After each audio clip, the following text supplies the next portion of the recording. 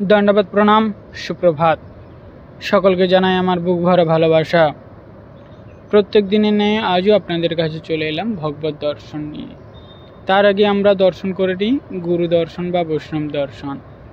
সাধু সঙ্গ সর্বশাস্ত্রে কয়, লবমাত্র সাধু সঙ্গ সর্বসিদ্ধি হয়। তাই বৈষ্ণব দর্শন আমাদের করতে হয়, তা আমাদের সুকৃতির সঞ্চয় হয়। তাই চলুন আমরা গুরু দর্শন করি। ইনি হলেন তীর্থ গোস্বামী মহারাজ, এই মঠের ইনি আচার্য। তাই ওনাকে দণ্ডবত জানিয়ে আমরা তার দর্শন করব এবং পরবর্তী ওনার যে বিগ্রহ আদিগুলো আছে সেগুলো আমরা দর্শন করব, তার প্রতিষ্ঠিত বিগ্রহ। চলুন আমরা সেগুলো দেখে নিই। সুন্দর নাট্য মন্দির এবং নিলিবিলি সুন্দর ভগবানের সিঙ্গার রয়েছেন। চলুন ধীরে ধীরে আমরা সেগুলো দর্শন করব।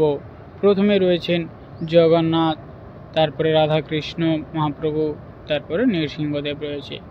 সেগুলো আমরা একে একে সকলে দর্শন করে নিই। চলুন কথা না বাড়িয়ে আমরা সেগুলো দর্শন করি। রয়েছেন জগন্নাথ, বলরাম এবং সুভদ্রা বোন, সঙ্গে কিন্তু রয়েছেন সুদর্শন। সুন্দর সিঙ্গার রয়েছেন, আমরা দর্শন করি। দর্শনের মাত্রে আমাদের সুকৃতি সঞ্চয় হয়, যা আমরা এর কখনো নষ্ট হয় না, কখনো না কখনো এই সুকৃতির ফল ফলে। তো আমরা সুন্দর করে দর্শন করি। এরপরে রয়েছেন আমাদের গিরিধারী গোপীনাথ, রাধা কৃষ্ণ মহাপ্রভু। কৃষ্ণের শক্তিতত্ত্ব হচ্ছে রাধারানী, আর রাধা কৃষ্ণের মিলিত তনু হচ্ছে চৈতন্য মহাপ্রভু, যা মহাপ্রভু মায়াপুরে উনি আবির্ভূত হয়েছেন।